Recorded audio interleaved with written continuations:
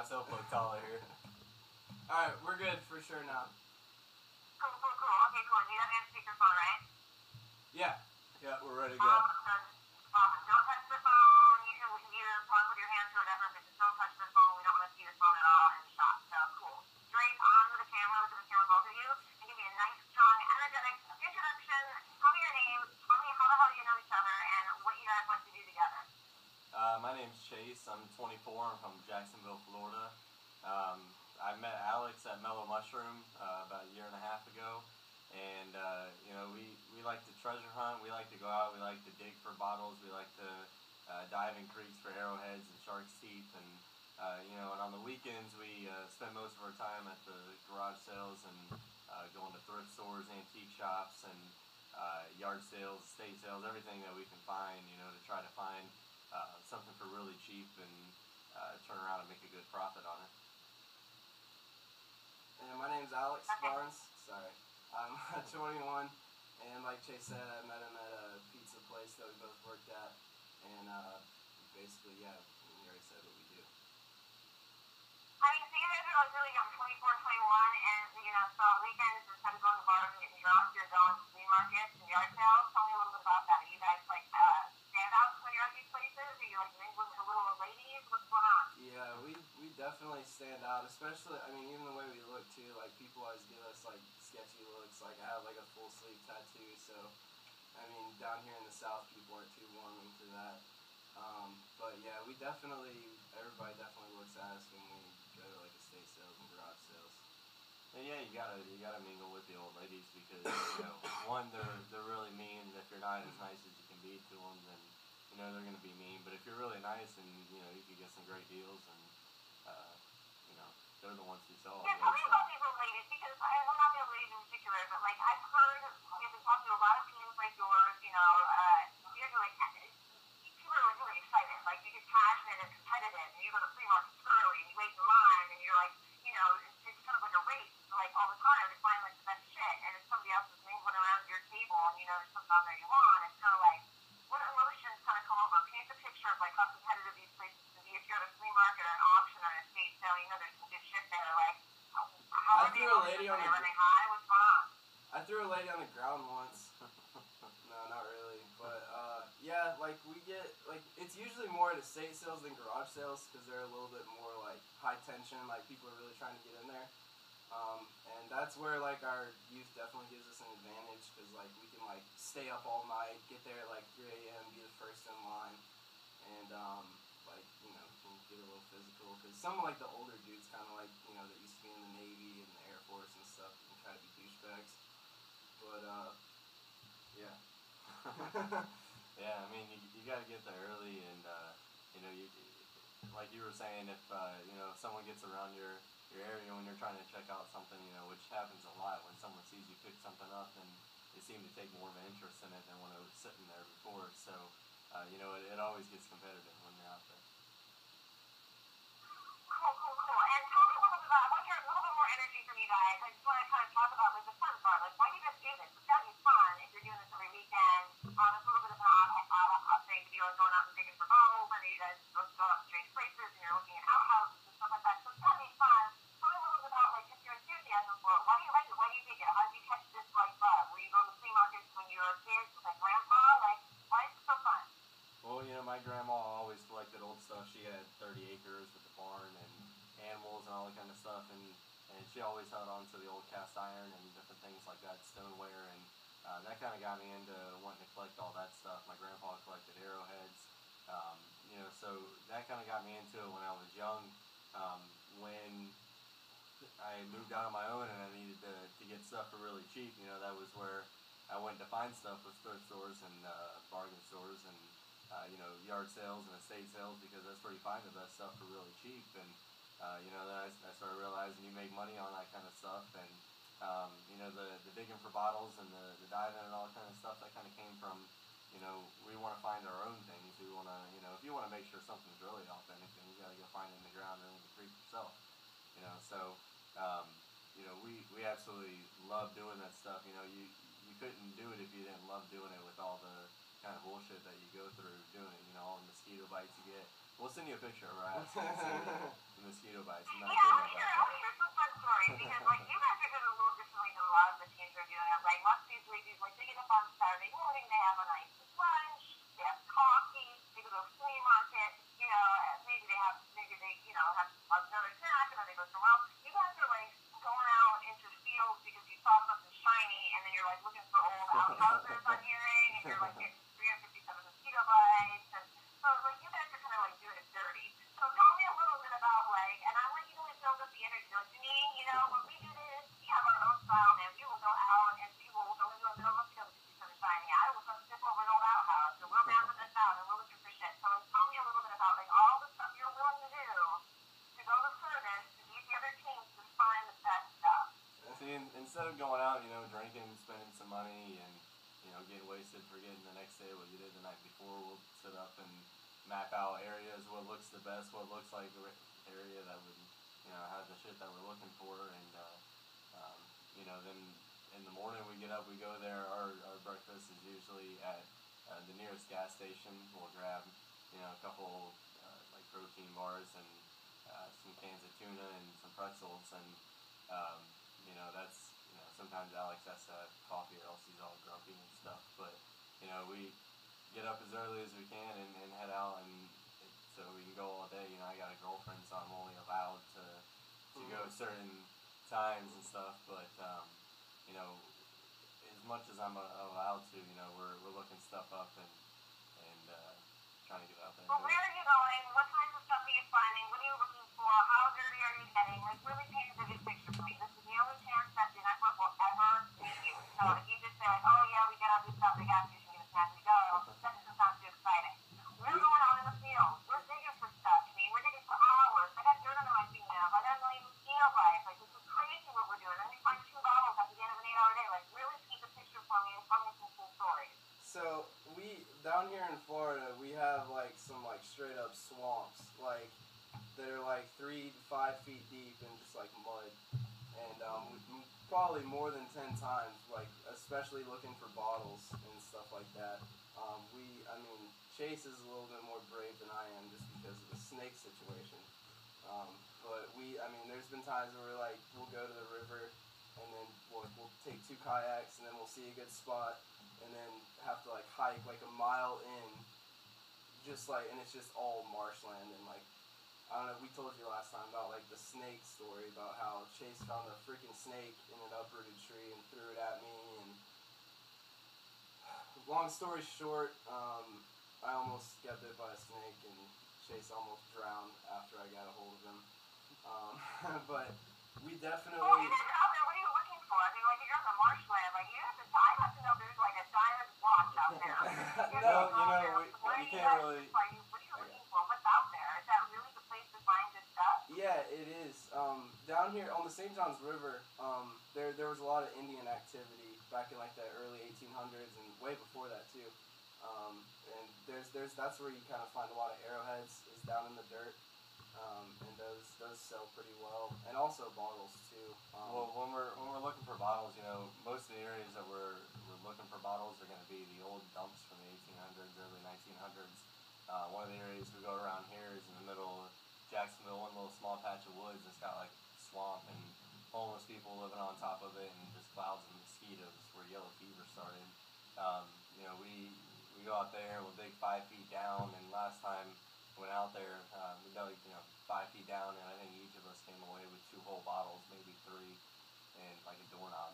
So, you know, you definitely got to have the passion to get out there and to be dealing with that kind of shit. We went one time trying to look for an old well in the middle of the woods, just because I'd seen some bricks out in the woods one time out there, and ended up getting bit by a 6-foot alligator.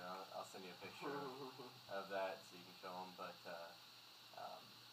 you know, if it's not, you know, the alligators and the snakes, and I got to worry about, you know, this guy trying to snatch my bottles up and you know, trying to find the arrowhead. He splashed some dirt in my eyes the other day to get this puny little arrowhead. But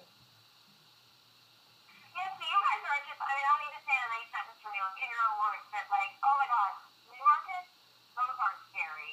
We're dealing with alligators and mosquitoes. Oh yeah, flea markets are like, that's like our little like, that's like a break pretty much. yeah, like, it's a vacation. Yeah, That's where the stuff's already found. It's just sitting there. People don't know what they have. Yeah. You know what I mean?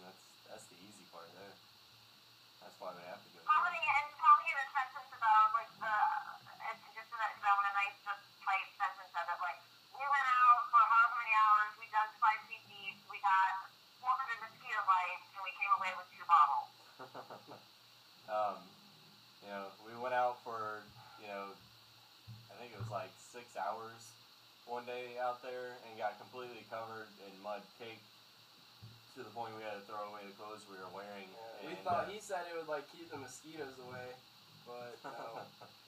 We didn't do it on purpose though, but you know, completely caked in mud, and then our pants are hanging down. The damn mosquitoes got right in there, and these kind of mosquitoes don't even just sting once; they sting like 15 times in a row. So like it's crazy, like Asian mosquitoes with like yellow and black stripes. So we got home, and each of us had like probably 500 mosquito bites, and you know, maybe 2 bottles out of the whole ordeal.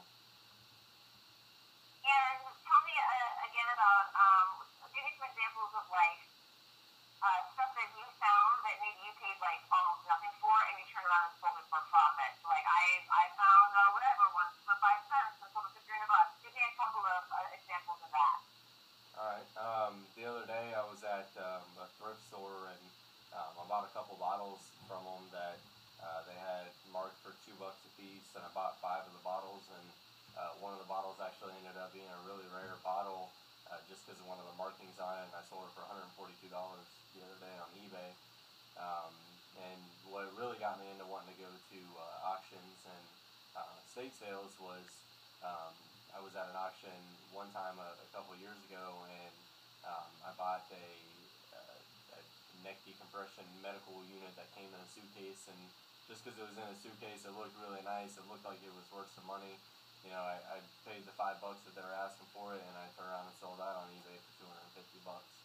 I had this one.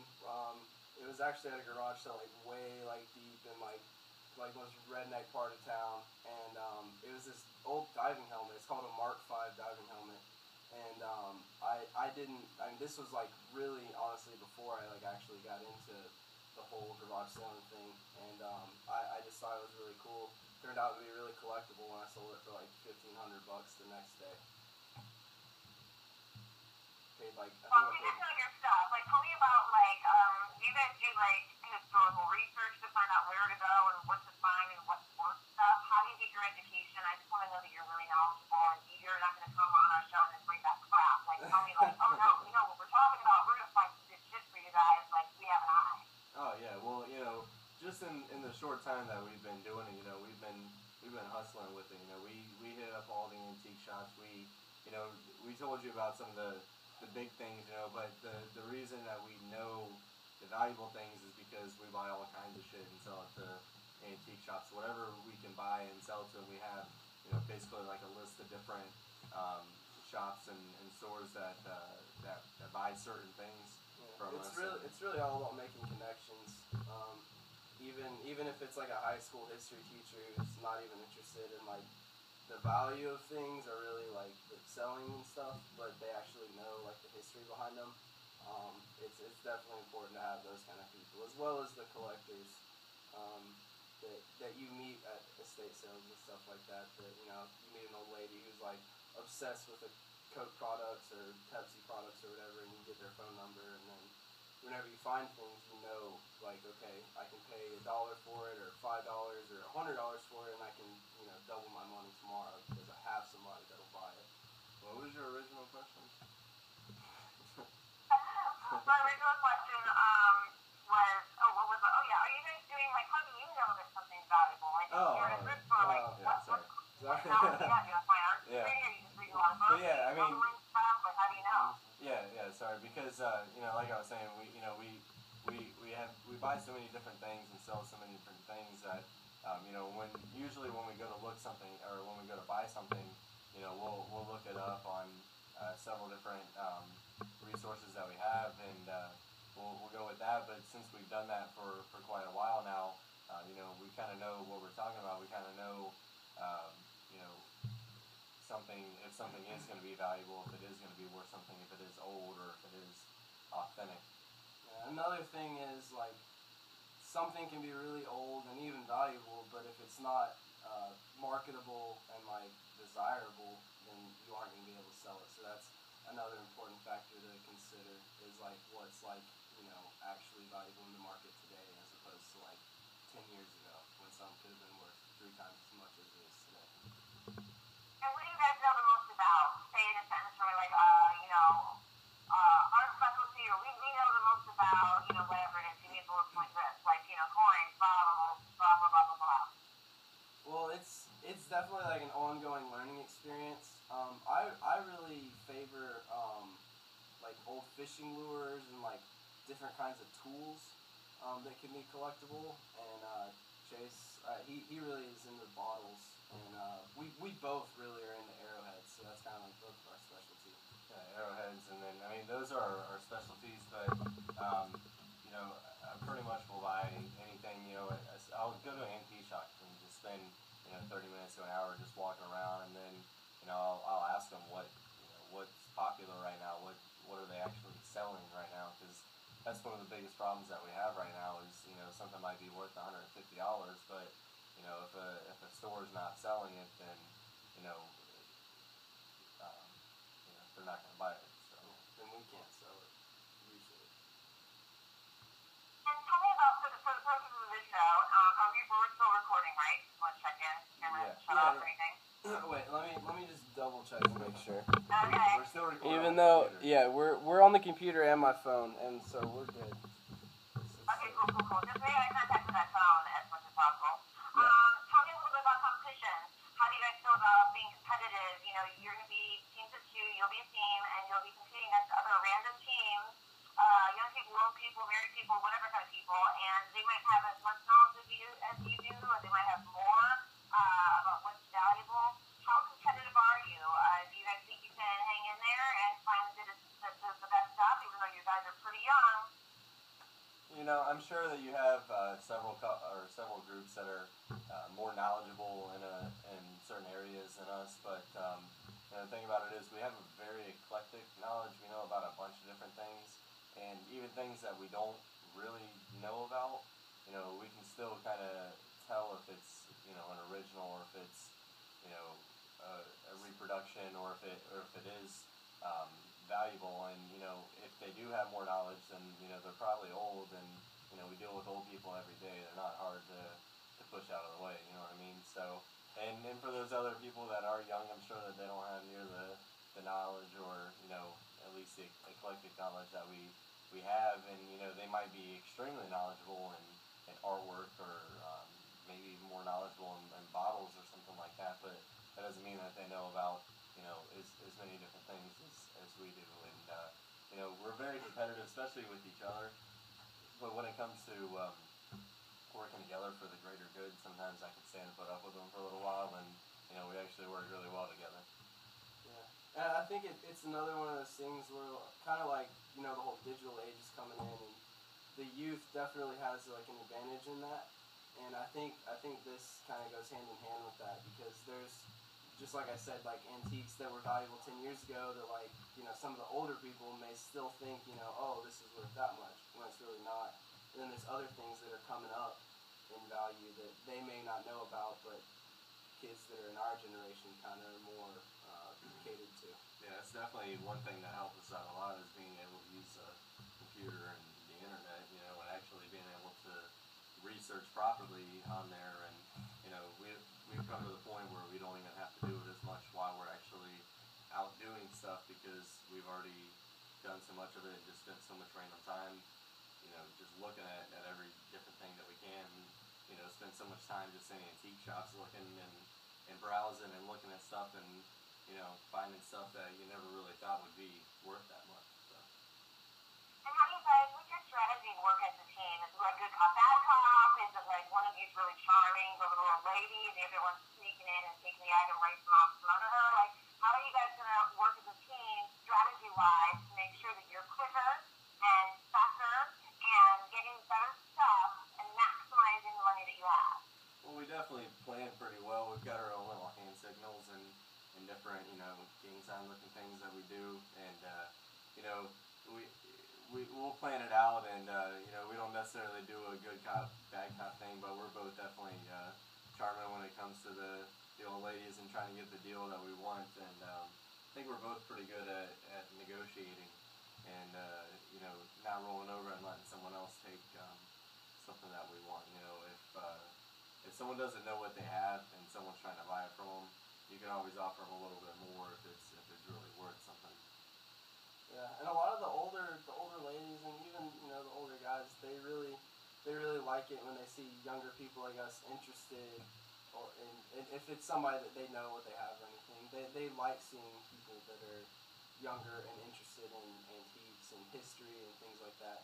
And a lot of times, I mean, even if we don't buy anything from them, establishing a relationship or whatever with them, a lot of times can sometimes get us free stuff. That's happened before, and it can lead to getting better deals on stuff too. Why do you think that people would, why do you think the TV? Why would people want to watch you guys on TV? Are you fun to watch? Do you have energy for days? Are you enthusiastic, kind of crazy antics? What are we going to see, and why do we want to watch you doing it? Yeah, we've been a little boring right now, I guess. I think we're both tired, and we've been doing had a lot of shit going on, but normally we're extremely enthusiastic. I know Alex hasn't had any coffee this morning. He probably just woke up, but we're good looking. We're extremely good looking, and we're young, and we're fit. We'll take our shirt off if you ask us to, whatever. And we're hip, and we're funny. You'll take your shirts off. That sounds fun. Yeah. Jay said that. I didn't say that.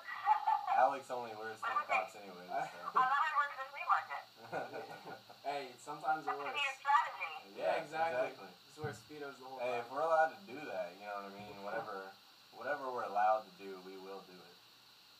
It'll at least be a And distraction. tell me a little bit, like you were talking to William about, I think we touched on it earlier, about like outhouses or something, and how people used to throw their trash out there, and you're going looking for those places where things used to be or something. Tell me a little bit about that, and that's an interesting strategy, because I would never occur to me to do that. Yeah, outhouse holes are definitely one of the best places to look for bottles and to look for pipes and all different kinds of old trash, as they called it back then. Now it's kind of treasured everyone now. You gotta there's not still poop in them or anything. Yeah, there's no poop anymore. It's like from like 150 years ago. Yeah, so it goes away, so it's not really that nasty. You just get really dirty, but yeah, it was just one of the things that we read about, and they said they throw a lot of bottles down, so you go and look for those, and you got to take a metal rod, stick it in the ground, and try to find basically a soft spot where they filled in on top of it. And Alex actually just told me the other day that another thing we're gonna start looking for is certain kind of flowers. Was it lavender or something? Lilac bushes. A lot of times, like back in the day, to cover up the smell of their trash, they would plant lilac bushes near it to kind of mask the smell. And I mean, a lot of them, they're plants, so they reproduce and everything, so they'll still be there. And that's another thing we look for. Yeah, and we go to we've been all over around here, from North Jacksonville to South San Augustine. The going Keys, to, really. Yeah, the Keys. Looking just every different spot that we can. We look on a map. We look for little creeks that are in the middle of the woods, because we know that's where there's going to be some arrowheads. And like one of the places we've been pulling arrowheads out is probably 100 miles inland, and it's out in the middle of nowhere in a place called Penny Farms. And there's bear signs, and we find mostly bullet shells in the bottom of it, but yeah. Cool. And what's the most exciting thing that each of you have ever found? Well, the other day when we were in the creek, I actually found arrowhead that was made out of some 35 million year old coral, and that was on Flowers Day, and that was kind of cool. And found another arrowhead right before that was ended up being worth like $400 or $500. So that's probably the coolest thing I found. I'm trying to think of the most exciting thing I've ever found. It was probably yeah, that was fun. It was probably honestly that diphelmet I was talking about, the old Mark V. That it was actually government issued dive helmet. It's like, the old style scuba helmets. They're like really big and metal. That was probably the most exciting thing I ever found. And talking about like your friends and family, I don't want to be married, I don't know if your girlfriends or what, but like, do they think you're crazy? It's like, oh my god, you're gonna go out and dig in the old houses again, or what, you're in a swamp, or something that's filthy, why are you bringing this shit to the house? Like, do they think you're nuts, or are they on board? Well, my girlfriend doesn't let me wash my clothes in the washing machine half the time because, I just end up clogging up the washing machine, and our garbage disposal isn't working right now because I was washing bottles out in it, and it's full of dirt. So, she's not exactly too happy about me doing it. She does like it when I sell stuff. It's more like thank God you're actually Now doing you can something take out with the your dinner for once. yeah, right. You can do something, but she actually for Father's Day got me a dive tank rental so that I could go dive in the creek on Father's Day. That was pretty supportive of her, but yeah, everyone else pretty much thinks we're crazy until we start talking to them about it, and if they actually enjoy history, then they love talking about it. And like I told Will before, I'll carry a bottle or a shark's tooth or arrowhead in my pocket to a bar if I do go out and tell some of my friends about it, just because I like talking about it, and they think it's pretty crazy, but I don't really care. I like doing it. So. What do you guys want to do? Do you guys want to like open your own auction house, or do you want to have a flea market shopping center, or do you guys want to do a career out of this, or is this just a hobby right now? I mean, what's your plan? We'd Does love to it make. excite you that much that you could see yourself doing this forever? Well, we would, we'd eventually like to make a career out of it. Right now, it's a hobby that makes some extra money. We both have regular day jobs, and we're both about to be full-time students. So, eventually, I would like to have our own show, Picking, Digging, and Diving, where we go out and we bring the stuff out that's hidden. We do like finding the stuff that's hidden in plain sight, because that's easy to do and everything like that, but the fun part is finding it yourself. Yeah, you get a lot more exciting things when you're actually in the water and a gator comes up or a snake or something, and we think it'd be a cool show idea. Awesome. You gotta get over your fear of snakes. Yeah, I don't know when that's gonna happen, but. And so say something in a sentence to me like, as long as this show doesn't have snakes on it, I'll be okay. What? Say that again? I want you to say something in your own words, perspective. Like, as long as this show doesn't have snakes on it, we're gonna be okay. We'll win this thing. As long as there's no snakes within 100 feet of me on this show, then I'll survive. I'll be good. We might have to throw some in just for fun, though. No. How do you think you're going to be in tight quarters, doing this? I don't know if you're going to be traveling by car or plane or horseback or walking together, taking a bus. I don't know, but I mean, Horseback? you could potentially get on each other's nerves. Chase, one could get on your nerves about Alex, and Alex, what about Chase could drive you up a wall? He's a little whiny baby, and he always plays this stupid little bubble game, and it's always like bloop, bloop, bloop, bloop, bloop, bloop, and he never wants to turn the damn sound off of it. And he plays it like 24/7, whether he's driving or not. He almost hit a peacock the other day, believe it or not, because he was playing the stupid bubble game. That drives me nuts about him. But besides that, I mean, probably just his BO, because I don't think he takes showers. So, Chase, the only problem I've had so far is he calls me non-stop, and he calls me at the most inconvenient times. Because he sleeps all the time. As long as he's not calling me all the time, which I guess he won't be if we're in the same car, then we should be good. Sometimes his cleanliness is a little bad. Whenever he rides in my truck, the side that he rides on is 9 times dirtier than the driver's side. Because he throws all the shit on my shoulders. But Alright, you guys, cool. And just the last question I have for you is I want you to make really good eye contact with that phone that you're recording on, and I want you to pump each other up. I don't care if you're going to pinch each other, shove each other, slap each other, whatever you need to do to get some excitement up in here, and I want you to look at the camera and tell me, oh my god, this is why we need to be on this show. This show is made for us. We know our shit. We know what we're talking about. We can find this stuff. We have an eye for this. We're educated guys. Don't be fooled by our age or for the fact that we're out in the marshes in Florida. We know what we're talking about, and we can go faster and younger and harder and stand later and all that. I would be really pumped with the ego and like brag about yourself and tell me why you should be on the show. Look, just because we're in our 20s doesn't mean that we don't know nothing. And just because we dig in mud up to, our noses and we get completely caked in mud doesn't mean that we don't know nothing. We know our stuff. We do our research and we're pretty well versed in things. We're both very good with looking things up and with figuring things out. We're both full of energy. We're pretty competitive and we're good looking. So. That's the number one key right there, is good looking, dude. You don't have to know anything. If you're good looking, the old ladies always love you. Not the old men all the time. Sometimes the old men. I mean, If it gets they're kind of pretty. weird sometimes, but yeah. That's it. That probably wasn't a very No. good. Guys, alright, so just leave it at the beginning, I want you to split your names. Tell me that you're friends, how long you've been friends, and where you live. My name is Alex. I'm 21. I'm not friends with this kid. I actually hate him. We've actually been friends for 2 years. And what was the other question? I'm sorry. Where do you live? Oh, and I live in Green Cove Springs, Florida. Should he do that again? 'Cause I don't think it's Here, just very one good. more time. And just Yeah. each of you, I want to get a nice shot of you guys saying, introducing yourself. I am Alex Barnes. I'm 21 years old, and I'm from Green Cove Springs, Florida.